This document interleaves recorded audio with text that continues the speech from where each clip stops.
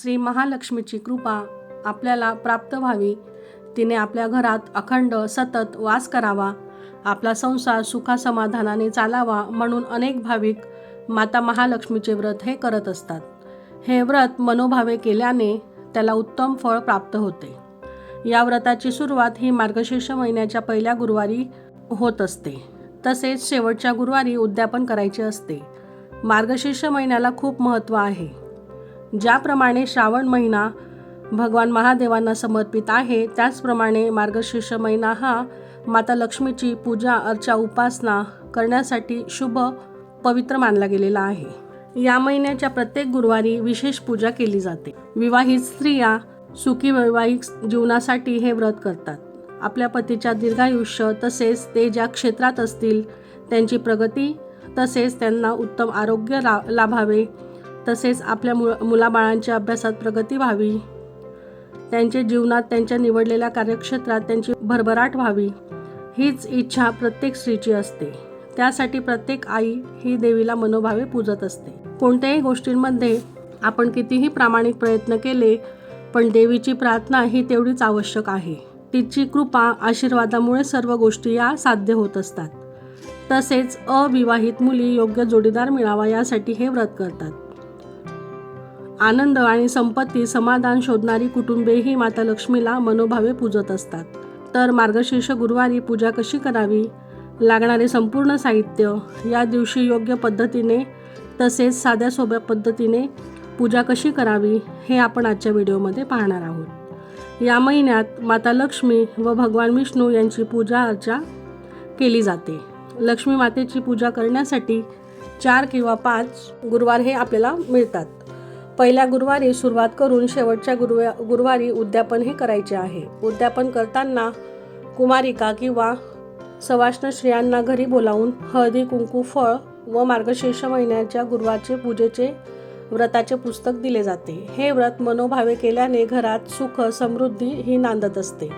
सर्व गुरुवार पूर्ण दिवस उपवास करून संध्याकाळी पूजा कहाणी ऐकून किंवा वाचून गोड पदार्थाचा नैवेद्य दाखवून उपवास सोडला जातो. हे व्रत प्रत्येक महिलेने कुमारिकेने हे केलेच पाहिजे. तर या पूजेसाठी काय काय साहित्य लागणार आहे ते आपण थोडक्यात पाहून घेऊयात. सर्वात प्रथम चौरंग किंवा पाट लागणार आहे. चौरंगावर आपण लाल कपडा किंवा पिवळं वस्त्र आपण अंथरून घेणार आहोत. त्याचबरोबर माता लक्ष्मीचा फोटो किंवा मूर्ती असेल तर ती आपण पूजेत घ्यायची आहे. तसेच श्री गणेशांची मूर्ती, अन्नपूर्णा मातेची मूर्ती आपण घेणार आहोत. इथे आपण फुलं घेतलेली आहेत, श्रीयंत्र घेतला आहे, तसेच विड्याची पानं, कवड्या, त्याचप्रमाणे अक्षदा, तसेच हळदी कुंकू, पंचामृत, नैवेद्यासाठी आपण बतासे, सुकामेवा, गुळ खोबऱ्याचा नैवेद्य, लाह्या, बतासे, तसेच सुपारी आणि हळकुंडही घेतला आहे, तसेच नाणंही घेतलेला आहे. त्याचप्रमाणे श्री महालक्ष्मी व्रताचा आपण पुस्तकही घेतला आहे. शुद्ध जल, एक तेलाचा किंवा तुपाचा दिवाही आपण घ्यायचा आहे. तसेच महालक्ष्मीचा आपण मुखवटाही घेतलेला आहे. कलशही तयार करून घेतलेला आहे. तसेच कमळगट्ट्याची माळ घ्यायची आहे. फळं घ्यायची आहेत पूजेमध्ये. तसेच ओटीचं संपूर्ण साहित्य घ्यायचं आहे. त्यामध्ये सौभाग्य अलंकारही घ्यायचे आहेत. तसेच श्री विष्णूंसाठी, बाळकृष्णासाठी आपण वस्त्र घेतले आहेत आणि मातेलाही आपण सुंदर असं वस्त्र परिधान करणार आहोत. मातेची कोणतीही पूजा असेल ती पूजा भगवान विष्णूंशिवाय ही व्यर्थ मानली जाते. यामध्ये आपल्याला कळशाची स्थापना करून घ्यायची आहे. कळशामध्ये हळकुंड, सुपारी, नाणं, हळदी कुंकू, अक्षदा हे संपूर्ण साहित्य आपल्याला टाकायचे आहे. फळंही घेणार आहोत. तसेच ओटीचं संपूर्ण साहित्यही आपण घेणार आहोत. त्यामध्ये फुलं, विड्याची पानं, आंब्याची पानं किंवा डाळा पण आपल्याला घ्यायचा आहे. माता लक्ष्मीसाठी वेणी किंवा गजराही आपण घेणार आहोत. मातेचा मुखवटा असेल तर तोही तुम्ही घ्यायचा आहे आणि जर नसेल तर श्रीफळालाच आपण हळदी कुंकू, नथ व अलंकाराने ते सजवले तरीही ते छान दिसते. तसेच 5 प्रकारची पत्री आपण घेणार आहोत. त्यात आंब्याची, जास्वंदाची, कण्हेर, चाफा, अशोका अशा झाडांची पत्री आपल्याला घ्यायची आहे. ती गुरुवारच्या व्रताच्या दिवशी इझिली मार्केटला अवेलेबल होऊन जाते. तसेच कलशाला परिधान करण्यासाठी वस्त्रही घ्यायची आहेत. देवीच्या आवडीच्या सर्व वस्तू आपल्याला या पूजेमध्ये ठेवायच्या आहेत. कमळगट्ट्याची माळ, श्रीयंत्र, कवड्या, गजांतलक्ष्मी असे सर्व आपण पूजेमध्ये घेणार आहोत. तसेच नैवेद्यासाठी लाह्या, बतासे, गुळ खोबऱ्याचा नैवेद्य, सुकामेवा, फळं ही पण आपल्याला घ्यायची आहेत. तसेच एक तुपाचा दिवाही आपण घेणार आहोत. पंचामृत, स्वच्छ पाणी, विड्याची पानं तसेच विडाही आपल्याला पूजेमध्ये ठेवायचं आहे. त्यासाठी सुपारी, हळकुंड, खोबरे, नाणं, हळदी, कुंकू, दुर्वा, फुलं असे संपूर्ण साहित्य आपण घेणार आहोत. या सर्वांची जुळवाजुळव आपण आधीच करून ठेवायची आहे, जेणेकरून पूजेदरम्यान आपली घाईगडबड होणार नाही. श्री महालक्ष्मी व्रताचे पुस्तकही आपल्याला घ्यायचे आहे. त्यामध्ये पूजा कशी करावी, पूजेचे नियम काय आहेत हे संपूर्ण माहितीही दिलेली आहे. तर मार्गशीर्ष महिना अमावस्येच्या दुसऱ्या दिवशी म्हणजेच यंदा बुधवार 13 डिसेंबरपासून सुरू होणार आहे. तर 14 डिसेंबरला पहिला गुरुवार हा असेल. तर गुरुवारी पहाटे लवकर उठून स्नानादी करून निर्मळ मनाने पूजेला आपल्याला सुरुवात करायची आहे. दिवसभर उपवास करावा. सायंकाळी गोडाधोडाचा नैवेद्य दाखवून गाईलाही आपल्याला नैवेद्य दाखवायचा आहे. मग आपण उपवास सोडायचा आहे. ही पूजा आपण स्वतःही करू शकतो, फक्त ती आपल्याला मनोभावे करायची आहे. सुरुवातीला माता लक्ष्मी देवीचे स्वागत करण्यासाठी विशेष उंबरठा पूजन आपण करायचे आहे. त्याचाही व्हिडिओ आपल्या चॅनलवर अपलोड केलेला आहे, तो तुम्ही नक्की पाहावा. देवीची स्थापना करताना तिचे तोंड पूर्वेकडे किंवा उत्तरेकडे असावे. देवीची स्थापना ज्या ठिकाणी आपण करणार असाल ती जागा शक्यतो गाईच्या शेणाने सारावी. पण जर शहरात तुम्ही राहत असाल तर फरशी ही पाण्याने स्वच्छ करून घ्यावी. ज्या ठिकाणी पूजा मांडायची आहे त्या ठिकाणी स्वस्तिक किंवा पाऊल काढून मग आपण चौरंग ठेवायचा आहे. त्याभोवती सुंदर रांगोळी काढून फुलांनीही सजावट आपल्याला करायची आहे. लाल कपडा चौरंगावर अंथरावा. नंतर थोड्या अक्षता घेऊन त्यावर आपण हळदी कुंकू टाकावे. त्यावर आपण दिवा ठेवणार आहोत. त्यावर दिवा ठेवावा. दिव्याची आपण पूजा करून घ्यावी. आपल्या देवघरातील देवांची ही पंचोपचारे सकाळीच आपल्याला पूजाही करून घ्यायची आहे. त्यानंतर प्रथम श्री गणेशांना शुद्ध जलाने व पंचामृताने अभिषेक करून घ्यावा. बऱ्याच माझ्या मैत्रिणींचा प्रश्न असाही होता की देवाऱ्यात कलश जर असला तर दुसरा ठेवावा की नाही. तर आपल्याला दुसरा हा ठेवायचाच आहे, कारण आपला जो देवघरात कुलदेवीचा कलश असतो त्याच्यामुळे हा जो कलश आहे तो आपण फक्त मार्गशीर्षाच्या गुरुवारसाठीच ठेवणार आहोत. त्याच्यामुळे आपण हा कलश आवर्जून ठेवायचा आहे. अशा प्रकारे श्री गणेशांना आपल्याला पंचामृताने अभिषेक करून घ्यायचा आहे. अभिषेकादरम्यान वक्रतुंड महाकाय सूर्यकोटी समप्रभ निर्विघ्नं कुरु मे देवो सर्व कार्येषु सर्वदा असं म्हणून चंदन, हळदी, कुंकू, अक्षता, फुलं ही आपल्याला व्हायची आहेत. तसेच अक्षतांवर त्यांची आपल्याला स्थापनाही करून घ्यायची आहे. त्यानंतर माता लक्ष्मीच्या मूर्तीवर पण आपण अशाच प्रकारे अभिषेक करून घेणार आहोत. अभिषेकादरम्यान ओम महालक्ष्मी नमः, ओम महालक्ष्मी नमः या मंत्राचा आपल्या मुखावाटे जप आपल्याला हा करायचा आहे. जर तुमच्याकडे मूर्ती नसेल तर तुम्ही फोटोही घेऊ शकता. त्यावर थोडे गुलाबजल टाकून स्वच्छ पुसून घ्यावा व पूजा करावी. आणि जर फोटोही नसेल तर मार्गशीर्ष गुरुवारचे महात्म्याचे जे पुस्तक आहे त्यावरही मातेचा फोटो आहे, त्याची तुम्ही पूजा करू शकता.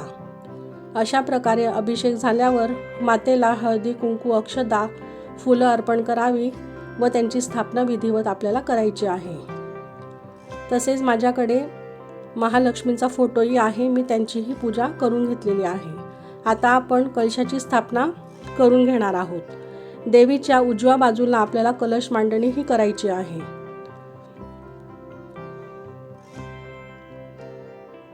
अशाच प्रकारे मी माता अन्नपूर्णा तसेच बाळकृष्णांनाही अभिषेक घालून त्यांचीही विधिवत पंचोपचारे पूजा करून स्थापनाही करून घेतलेली आहे.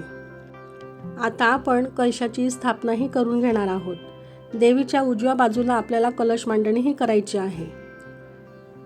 थोड्या अक्षता घेऊन अष्टदल कमळ काढावे किंवा स्वस्तिकही तुम्ही काढू शकता. त्याच्यावर कलश आपण स्थापन करणार आहोत. त्यावर हळदी कुंकू वाहावे. एका तांब्याच्या किंवा पितळेच्या कलशावर आपण कुंकवाने स्वस्तिक काढावे. हळदी कुंकवाची 5 नाम किंवा रेषा आपल्याला ओढून घ्यायच्या आहेत. कलशात हळदी कुंकू, अक्षता, एक फूल, नाणं, सुपारी, हळकुंड हे सर्व साहित्य आपल्याला टाकायचे आहे. 5 झाडांचे 5 पानं किंवा प्रत्येकी 5 अशी पाने कलशावर आपण ठेवणार आहोत किंवा विड्याचे पानंही ठेवलेत तरी चालेल. श्रीफळाची शेंडी आपल्याला वर राहील अशा प्रकारे ठेवायची आहे. कलशात हे सर्व वस्तू टाकल्यानंतर आपण श्रीफळाला मातेचा मुखवटाही लावणार आहोत. श्री गणेश, माता लक्ष्मी, तसेच बालकृष्ण, अन्नपूर्णा माता, श्रीयंत्र, तसेच कवड्या, कमलगट्ट्याची माळ हे सर्वांची स्थापना आपल्याला पूजेमध्ये आवर्जून करायची आहे.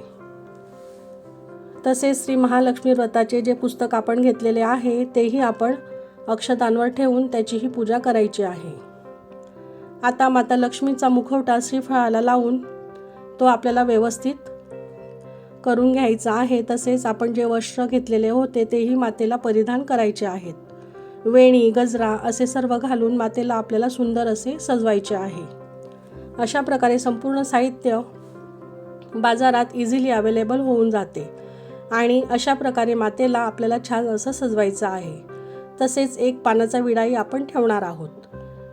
त्यावर हळदी कुंकू, अक्षता, हळकुंड, सुपारी, नाणं, फूल असं सगळं आपल्याला त्यावर अर्पण करायचं आहे.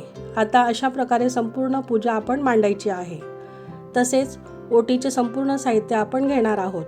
ओटी तुम्ही कोणत्याही एक गुरुवारी खणा नारळाने भरू शकता.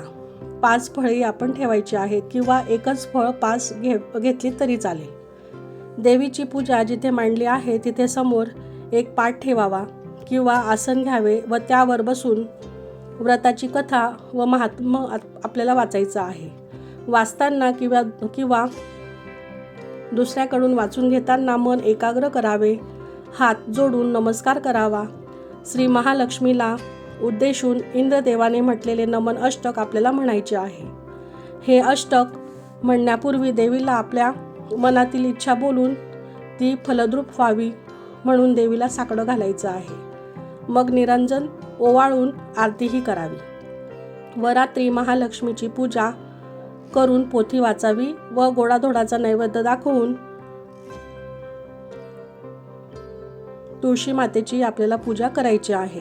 गोमातेलाही आपण गोग्रास दाखवायचा आहे. त्यानंतर मनोभावे प्रार्थना करावी व संपूर्ण कुटुंबासोबत आपण उपवास हा सोडायचा आहे. देवीला नैवेद्यामध्ये खीर, मिठाई आणि फळे अर्पण करावी. व्रताच्या दिवशी माता लक्ष्मी व्रताची कथा ही आपल्याला वाचायची आहे. देवीच्या मंत्राचाही जप तुम्ही करू शकता. अशा प्रकारे सर्व गुरुवारची पूजा आपण विधिवत अशी करायची आहे. तुम्ही बघू शकता याप्रमाणे आपण देवीला वस्त्रही परिधान करून घेतलेले आहेत.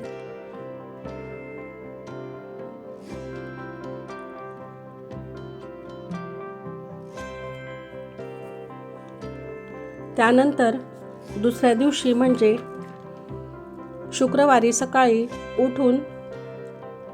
लवकर उठून स्नानादी आटोपून गुरुवारी ही पूजा तशीच ठेवावी. देवीला हळदी कुंकू लावावे, दिवा लावावा, धूप दीप दाखवावा व जे साहित्य आपण घेतले होते ते त्या जागी आपल्याला ठेवून द्यायचे आहे. कलशावरती ठेवलेलं नारळ आपण तोच 5ही गुरुवार वापरणार आहोत. त्याचबरोबर श्री गणेश, माता लक्ष्मी यांच्या मूर्त्या आपण त्या जागी देवघरात ठेवून द्यायच्या आहेत. कलशावरती ठेवलेलं नारळ आपण तेच वापरणार आहोत. त्याचप्रमाणे कलशातील पाणी थोडं घरामध्ये आपल्याला फुलांच्या साहाय्याने शिंपडून राहिलेले पाणी कुंड्यांमध्ये टाकून द्यायचे आहे. तसेच पूजापत्री, फुले निर्माल्यामध्ये आपण टाकणार आहोत आणि फळांचा जो नैवेद्य आहे, प्रसाद आहे, तो आपण ग्रहण करायचा आहे. तसेच पूजेचं जे पुस्तक आहे ते पण आपण पुढच्या गुरुवारसाठी आपण ते ठेवून द्यायचे आहे. सर्व पूजा अशा प्रकारे उचलल्यानंतर जिथे आपण स्थापना केलेली होती तिथे 3 वेळा हळदी कुंकू व्हावे व नमस्कार करावा. अशा प्रकारे सर्व पूजाविधी आपल्याला मार्गशीर्ष महिन्याच्या 5ही गुरुवारी न चुकता न विसरता करायचा आहे. तसेच आपल्याला मनोभावे मातेची आरतीही करून घ्यायची आहे.